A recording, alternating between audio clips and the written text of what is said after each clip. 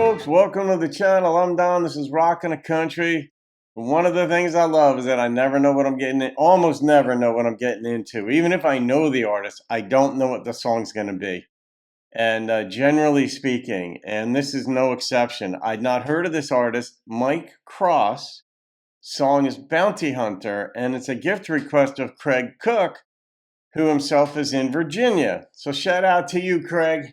I don't know if I asked you this. Are you like anywhere near the Shenandoah Valley or anywhere in there? I've driven through there a couple times. Whenever I drive through Virginia, I do the speed limit because the cops down there are like the Gestapo, as opposed to West Virginia, where they're seriously cool and almost non-existent. But, oh yeah, Bounty Hunter. That's an appropriate topic for the way I drive in West Virginia. Well, I've actually chilled out a lot, but I've had my time. All right, thank you for this gift and request, Craig. Let's see what this is about. Bounty Hunter. And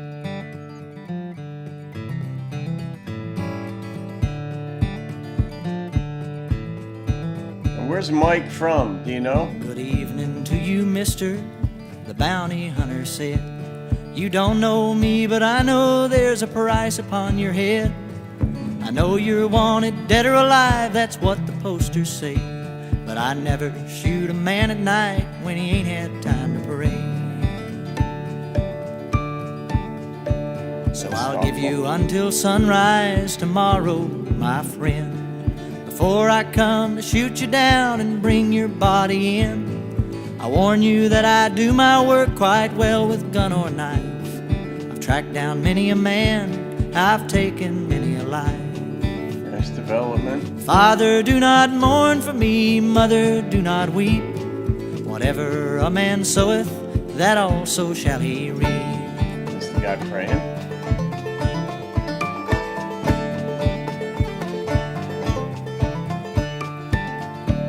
I spent a long and sleepless night with fear upon my breast, trying to get ready for my morning duel with death. I hid up in a hayloft out on the edge of town, and at sunrise the bounty hunter came to shoot me down. I fired down at the bounty hunter standing in the street. He raised his gun and fired a round of shots back up at me. He hit my chest and shoulder and my gun flew from my hand. Now I'm trapped up in this hayloft, a wounded unarmed man. Father, do not mourn for me, mother, do not weep. Whatever a man soweth, that also shall he reap.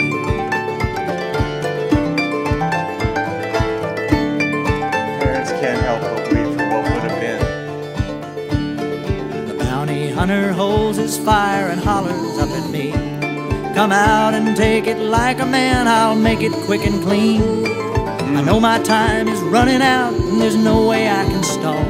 So I reach and grab the pitchfork that's hanging on the wall. My body arches as I stretch and face the rising sun, and I feel like a warrior's bow freshly carved and strung. I launch my body through the air and the pitchfork in my hand stabs the bounty hunter through the chest, pins him to the sand. Now my muscles start to rust, my thoughts are growing cold, while Gabriel and Satan shoot craps for my soul. Gabriel, why would they?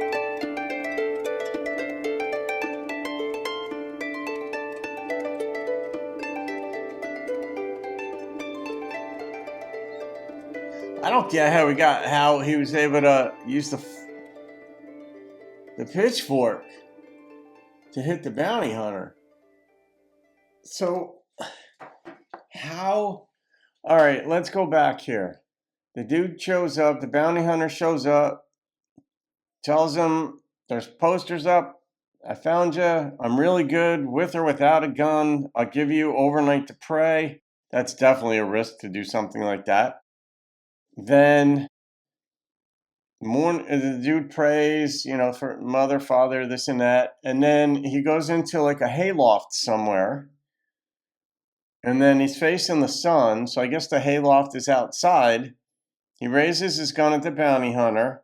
Bounty hunter blasts him in the chest, and what, in the shoulders, or I don't know. The dude doesn't have a gun anymore, but because he's in a hayloft, he's got access to a pitchfork. But so what? He had a gun prior to that. How did he wind up? How did the bounty hunter wind up with a pitchfork in him? Stick a fork in him. I guess that's what they mean by that.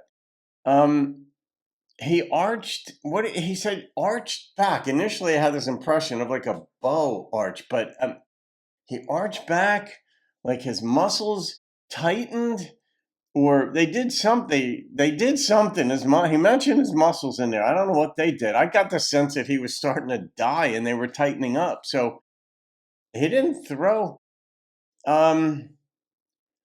Arch back. Did he? Maybe he dove on the guy. I don't know. How did he get? Anyway, did he like dive on the guy, on the bounty hunter with his pitchfork, and the bounty hunter couldn't get out of the way? Why would the bounty hunter be underneath a guy with a pitchfork? That doesn't make, or a gun for that matter. That doesn't make sense. Anyway, both guys wind up dead, and then in the end, it was an interesting twist where Gabriel and Satan like rolled the dice or were shooting craps or something for his soul, which I suppose, depending on your views of how heaven and an afterlife work, if you even believe in one, which doesn't matter to me if people do or don't, but the narrative is that you kind of got to be a good one to get in. So why would Gabriel, who was one of the three archangels, want this guy's soul? Because it's bad. You know what I mean? I don't know. It's awfully thoughtful of Gabriel if he's rolling dice to get this guy's. Did anybody roll dice for the bounty hunter? Oh, maybe that's who they were. Yeah, no, they weren't rolling dice for his. I'm pretty sure it was the guy whose pictures were on the posters, the guy who was being hunted, whose pictures were on the, he's the one they were rolling craps for. He was singing in the end, but they were both dead. And that's the implication I got. The pitchfork killed the bounty hunter, and then the other dude winds up dead. So it's one of those songs. Yeah, it's very understated, and I've got to say, like, I like high energy songs. I grew up on rock, of course. Loved Zepp. Physical Graffiti is my favorite album of theirs. Love Skinner, Platinum, One from the Road, all their stuff. Allman Brothers, One Way Out, the Jams. The Who, that was my era. I love that stuff. Just high energy. And now, though, even though I still like those songs when I hear them, because I have this feeling of nostalgia and I know those songs, I like leaning into song. I like when the artists have some sense of respect. And I don't know if they're even thinking along these lines, probably not, but it's the effect of assuming a certain measure of intelligence on behalf of their listeners. And when you do that, it's like, well, I don't have to yell this at the folks. They'll get it. They'll think about it. They're patient. You need patience to hear a song like this too. But I like the narrative development. It was all about that storyline, but the instrumentation underneath it, you could kind of feel the dusty town that this took place in. So, Craig, good find, man.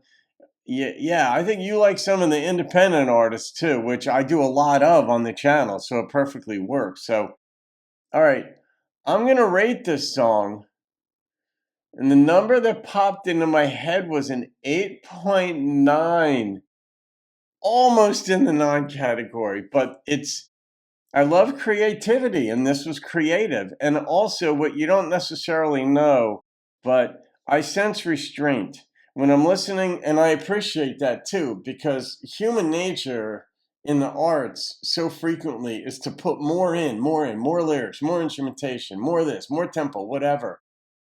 True artistry and creativity and respect is to keep stuff out.